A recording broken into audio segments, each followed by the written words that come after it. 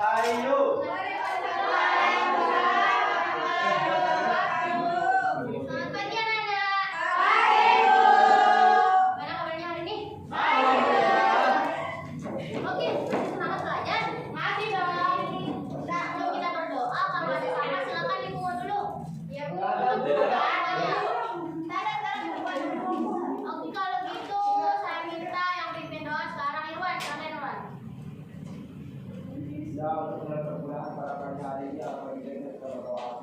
Berdoa dimulai.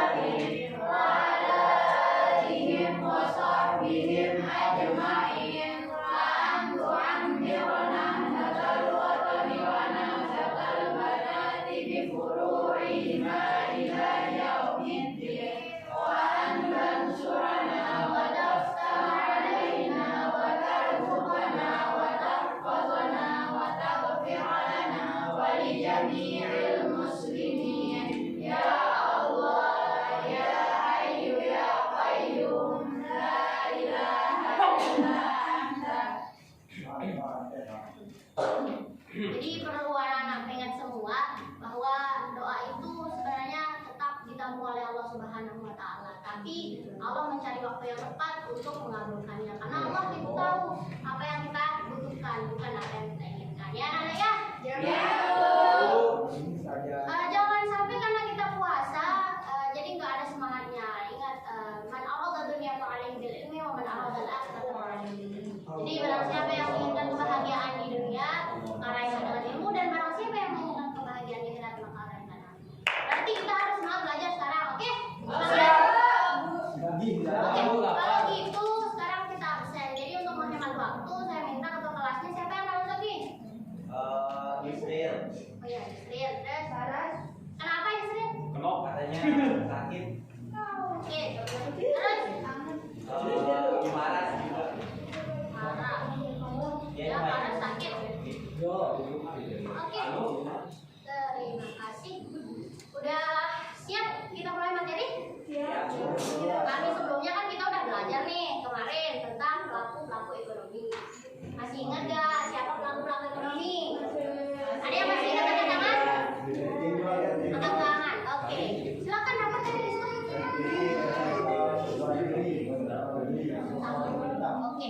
Jadi ada 4 pelaku ekonomi.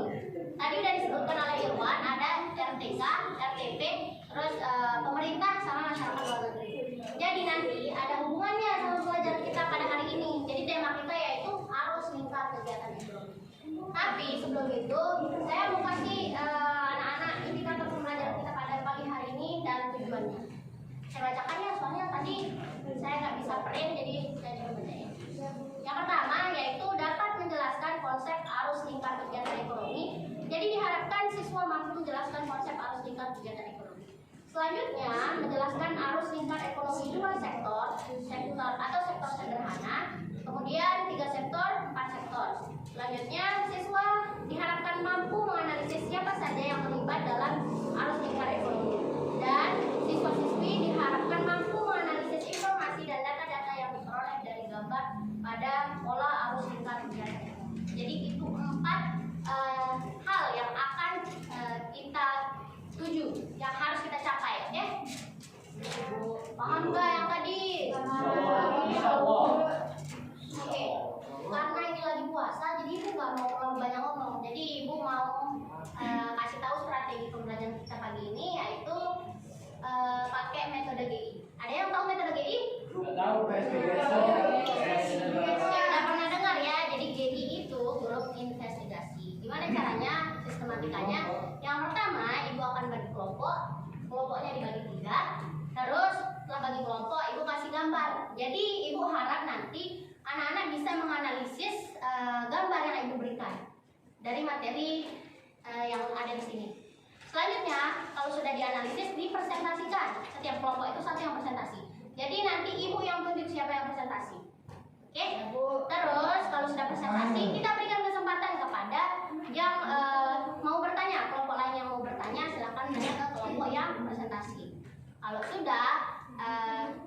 dijawab, setelah itu ditutup. Ngerti? Get it guys? Yes. Oke, kalau gitu ibu mau jelasin dulu. Mohon maaf. Pokok-pokok pembahasan kita di sini circular flow diagram. Itu adalah kata lain dari arus lingkar kegiatan ekonomi. Coba disebut ulang. Circular flow diagram. Coba saya minta Ican. Sebutkan Ican. Circular flow diagram. Saya. Nah, di sini ada 4 pelaku ekonomi yang sudah kita pelajari dulu. Pada pertemuan sebelumnya itu yang akan kita bahas lagi, apa sih perannya, apa sih fungsinya. Kita akan bahas di circular flow diagram. Selanjutnya, kenapa sih kita perlu mempelajari ini? Jadi ini itu adalah penyederhanaan daripada aktivitas-aktivitas yang dilakukan oleh para pelaku kegiatan ekonomi. Oke, lanjut saja saya mau kasih. Oh ya, saya bagi kelompok. Jadi yang di depan ini 2 baris kelompok 1, yang 3 ini kelompok 2, ini kelompok 3 ya. Yang ini semuanya kelompok 3. Ya, oke, saling hadap dong, saling hadap. Nanti kalau dia ngadep tak boleh bawa. Ayo saling hadap, serius aja. Iya, serius semuanya ayo. Ya Bu, ini kan. Ya cuma ya hanya intinya ada yang lihat satu tiga. Ayo cepetan.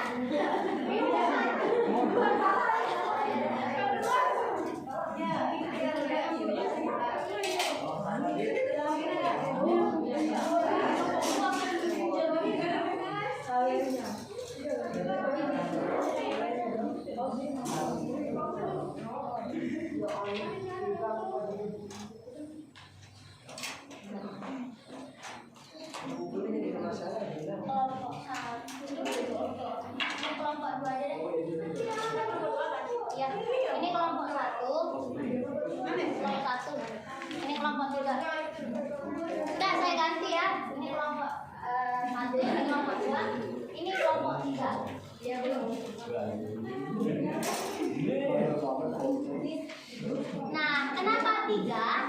Karena arus lingkar kegiatan ekonomi ini ada 3 bentuknya.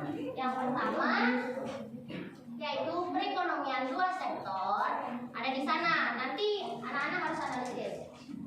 Yang kedua ada perekonomian 3 sektor. 3 sektor. Nanti anak-anak intinya harus analisis apa sih fakta data yang ada di gambar tersebut. Terus yang ketiga itu yaitu perekonomian 4 sektor yang didapat oleh kelompok 3. Oke, kalau gitu Ibu kasih waktu 2 menit. Silakan. Diskusi. Apa sih fungsi, kan Ibu udah bilang apa fungsinya di sana, apa peran para pelaku ekonominya di sana. Terus lihat arus yang merah itu ada arus uang, terus ada juga arus barang. Coba dianalisis. Paham nggak tuh? Paham atau gimana nih? Belum paham. Kan di gambar itu. Di gambar ini anak-anak, yang di belakang. Nah, di gambar ini ada arus barang dan juga arus uang. Nah, analisis kemana sih arus barang dan arus uang ini? Contohnya, kan di sini rumah tangga konsumen. Rumah tangga konsumen ini kan ada gambar di sini, faktor produksi di sini. Dia ngapain sama faktor produksi kok? Panahnya ke sini. Kok panahnya ke sini? Misal uangnya, kok panahnya ke sini? Kok panahnya ke sini gitu ya? Ya. Ya. Paham ya? Di sana? Paham. Itu. Uji paham? Kan di sini, yes. Kan di sini ada panah-panahnya.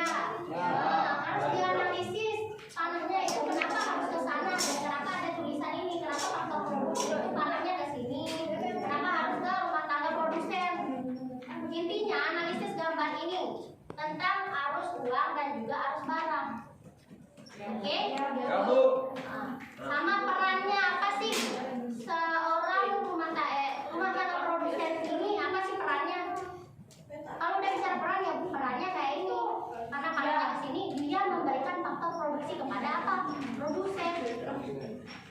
Ngerti kan? Ayo coba dulu lah. Coba dulu lah. Oke, 3 menit.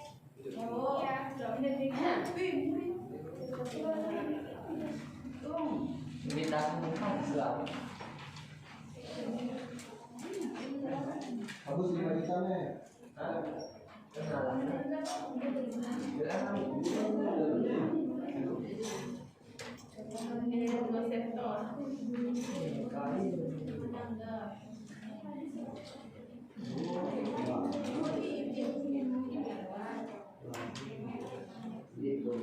Beda.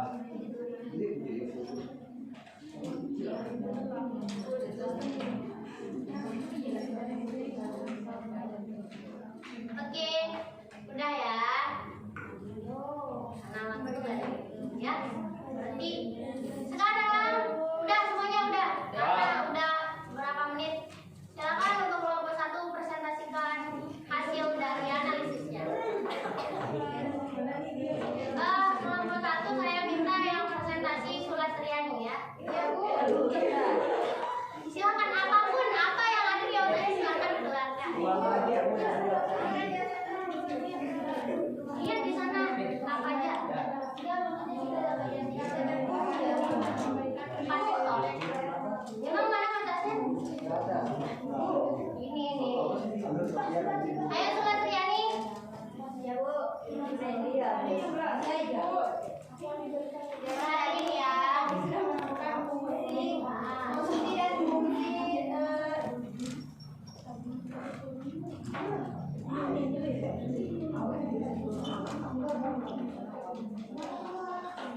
di sini ada perekonomian 2 sektor ya Bu.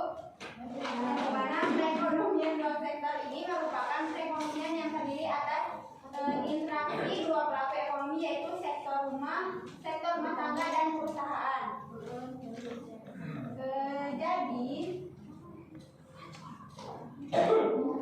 Jadi dalam makroekonomi, interaksi perekonomian 2 sektor ini merupakan kegiatan ekonomi yang paling sederhana ya Bu.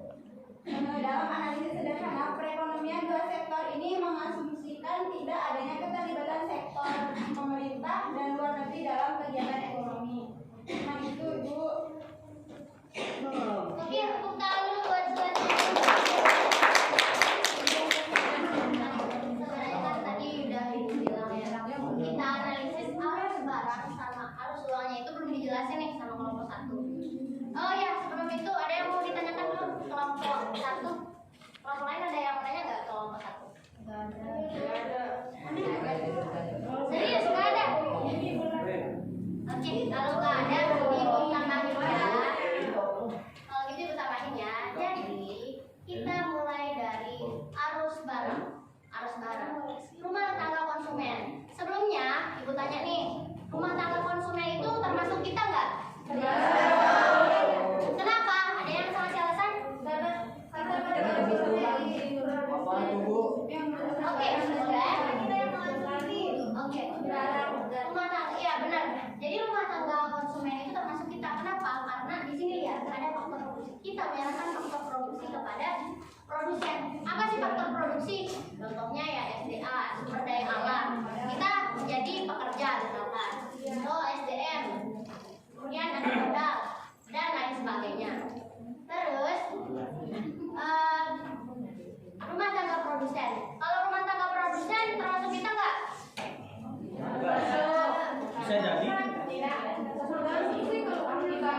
Termasuk kita apabila kita berjualan atau memproduksi suatu barang. Nah, contohnya misalkan, Firda, ibu kasih ilustrasi. Firda misalkan dagang takjil nih. Nah, terus dia nyewa, karena Firda nggak punya rumah di pinggir jalan, jadinya dia nyewa rukonya Irwan. Nah, gitu ya, rukonya Irwan. Terus Irwan ini juga membeli takjilnya Firda. Oke, sekarang Firda ini apakah RTK atau RTP? RTP. Karena dia memproduksi takjil. Oke, kalau Irwan itu termasuk RTK. Karena apa? Konsumsi dan apa juga? Dia memberikan faktor produksi kepada Firda selaku rumah tangga produsen. Yaitu, nah kita analisis lagi sekarang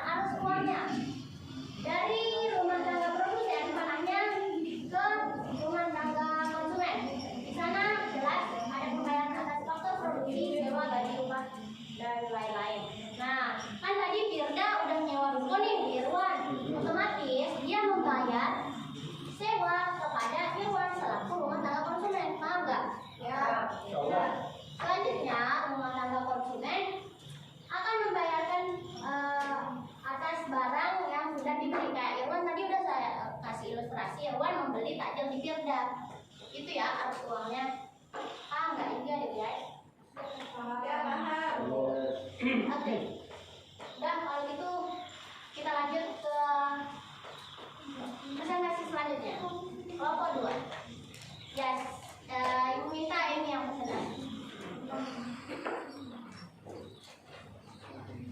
Baik, terima kasih Bu. Di sini saya akan menjelaskan sedikit mengenai pelaku rumah tangga tiga sektor. Di sini yang pertama itu yang menjadi fokus kita dalam tiga sektor itu yang pertama rumah tangga produsen, rumah tangga konsumen, dan rumah tangga pemerintah. Di mana rumah tangga produsen ini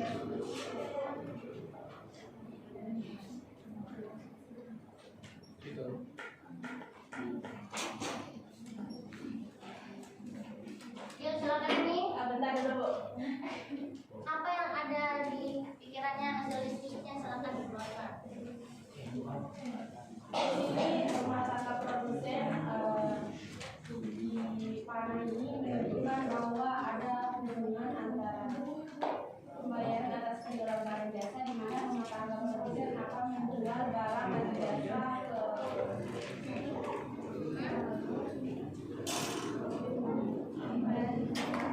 Emi, ayo lanjut.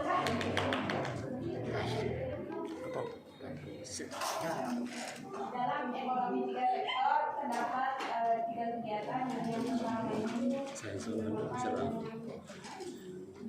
Harus upgrade lah. Harus upgrade. Bentar ya semuanya. Biar ada ditanyain. Suaranya besaran dikit, Saudari Emi. iya bentar. Dalam perekonomian tiga sektor merupakan perekonomian yang mengikuti kegiatan dalam perusahaan, rumah tangga, dan pemerintah. Dalam ekonomi tiga sektor belum terdapat kegiatan ekspor dan impor sehingga dinamakan juga dengan ekonomi tertutup. Dengan demikian dalam analisis perekonomian tiga sektor pada buktinya kita akan memperhatikan peran atau pengaruh pemerintah atas kegiatan dalam suatu perekonomian. Dalam perannya sebagai regulator, pemerintah memasukkan sebagai mengatur perekonomian dengan mengatur kebijakan-kebijakan dalam bidang perekonomian. Dengar nggak semuanya sore ini? Lanjut. Ikut campur pemerintah dalam suatu perekonomian akan mengakibatkan perubahan penting, yakni dari segi pajak. Penguatan pajak oleh pemerintah akan meminimalisir pengeluaran secara agregat sehingga dana yang berasal dari pajak akan berpengaruh pada belanja agregat. Peran pemerintah dalam perekonomian tiga sektor sangat besar untuk meningkatkan keseimbangan pendapatan nasional. Dengan demikian harapan ini dapat meminimalisir kesenjangan ekonomi dan kesejahteraan masyarakat dapat meningkat. Terima kasih. Wassalamualaikum warahmatullahi wabarakatuh. Selanjutnya ada pertanyaan dari kelompok lain. Ada yang belum dijelaskan loh di sana. Coba ditanya dulu. Ya, ditanya dulu. Dia ada nanya dia. Oke, kalau ya. Marina boleh bertanya Bu? Saya mau bertanya. Silakan yang didengarkan. Bagaimana peran pajak yang dikeluarkan oleh rumah tangga konsumen pada pemerintah? Apa sih perannya? Terima kasih. Ya, Baik, terima kasih untuk pertanyaannya kepada saudari Marina. Di sini peran pajak terhadap bagaimana peran pajak yang dikeluarkan oleh rumah tangga konsumen untuk pemerintah itu bagaimana? Jadi ini pertanyaannya dimana antara RTK dengan pemerintah. Pajak yang dikeluarkan oleh rumah tangga konsumen ketika rumah tangga konsumen membayar pajak ke pemerintah, maka pemerintah akan memberikan subsidi atau bantuan. udah ya, udah. Oke. Ibu jelasin dikit. Kenapa ada pemerintah di perekonomian tiga sektor? Karena dalam menjalankan pemerintahannya, pemerintah ini juga butuh yang namanya rumah tangga konsumen dan juga rumah tangga produsen. Contohnya, pemerintah misalkan PLN nih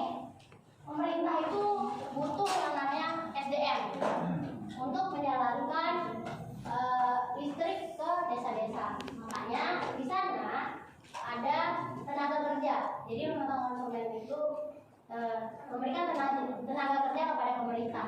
Selanjutnya, kenapa pemerintah juga butuh di rumah tangga produsen? Karena untuk menjalankan sama PLN ini, pemerintah juga butuh komputer, butuh kertas, butuh lain sebagainya. Makanya di sana dia juga membeli barang atau jasa di rumah tangga produsen. Kemudian di sana ada pajak. Kok bisa ada pajak? Karena rumah tangga konsumen ini telah hidup di Indonesia, misalkan di suatu negara, maka dia harus membayar pajak kepada pemerintah. Begitu juga dengan rumah tangga produsen, karena dia sudah membuat barang, kemudian legalitas dan lain sebagainya dibuatkan oleh pemerintah, makanya pemerintah itu harus diberi pajak oleh rumah tangga produsen. Kemudian apa sih retribusi pendapatan? Jadi retribusi pendapatan itu kayak diskon atau apa bahasanya? Ya, potongan pajak dari apa yang sudah diberikan dari pembayaran rumah tangga konsumen dan juga rumah tangga produsen. Gitu ya. Jadi harus harus soalnya. Oke, karena memang waktu, jadi ibu tidak bisa, mungkin kita nggak bisa lanjutkan untuk ke sektornya, keempat sektornya. Jadi kita cukupkan di 3 sektor saja. Oke, teman-teman, anak-anak sudah dapatkan apa yang kita bahas tadi? Ada yang bisa simpulkan sedikit saja? Ini kan kita bahas tentang peran. Ada yang bisa simpulkan? Ayo, simpulkan pembelajaran kita hari ini. Coba, Malina, apa yang didapat pada pembelajaran hari ini? Ini yang saya tadi tentang perekonomian dalam 2 sektor dan 3 sektor, di mana perekonomian 2 sektor ini meliputi rumah tangga konsumen dan rumah tangga produsen. Sedangkan untuk 3 sektornya tadi di sana untuk makroekonominya yaitu rumah tangga konsumen, pemerintah dan rumah tangga produsen. Benar sekali. Tadi yang kita bahas adalah pelaku kegiatan ekonomi, peran pelaku kegiatan ekonomi, kemudian kesinambungan atau mereka menjalankan fungsinya masing-masing dan disederhanakan melalui arus lingkar kegiatan ekonomi, gitu ya. Jadi karena di sini mohon maaf anak-anak, karena tadi yang berbicara sedikit dan yang nanya juga nggak ada di sini. Mohon maaf, ada Marlina tapi cuma satu aja. Jadi mungkin untuk kedepannya anak-anak bisa lebih aktif lagi untuk bertanya agar pembelajaran kita hidup, gitu ya. Ya, Bunda. Minta tolong kalau belajar jangan sampai ada yang pegang HP ataupun yang diskusi sembarangan, oke? Pembelajaran kita selanjutnya, ingat kita masih ada yang harus kita tuntaskan, yaitu perekonomian berapa? 4 sektor. Jadi silakan dipersiapkan untuk pembelajaran selanjutnya. Tapi karena tadi anak-anakku tidak ada yang terlalu aktif, maka dari itu ibu memberikan tugas untuk menggambar arus lingkar kegiatan ekonomi ini di bukunya anak-anak. Karena kalau kita yang menggambar sendiri pasti kita akan paham dan bisa kita ingat lebih lama. Oke, apa tugasnya anak-anak? Oke, kalau gitu terima kasih. Kita cukupkan pembelajaran kita pada pagi hari ini ya. Sama-sama melapaskan hamdalah.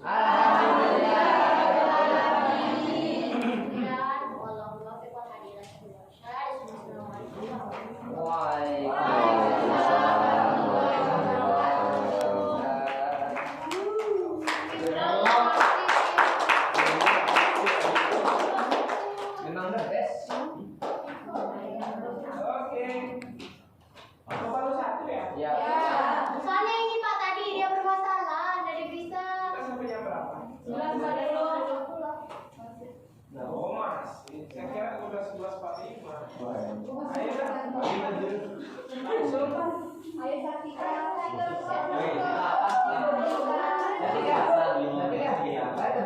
Kurang 5 menit. Tapi laporan lingkungan sampai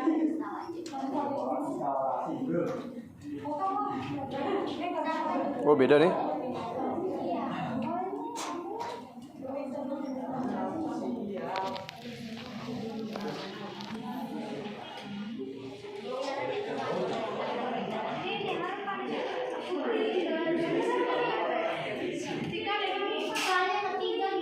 Cuak.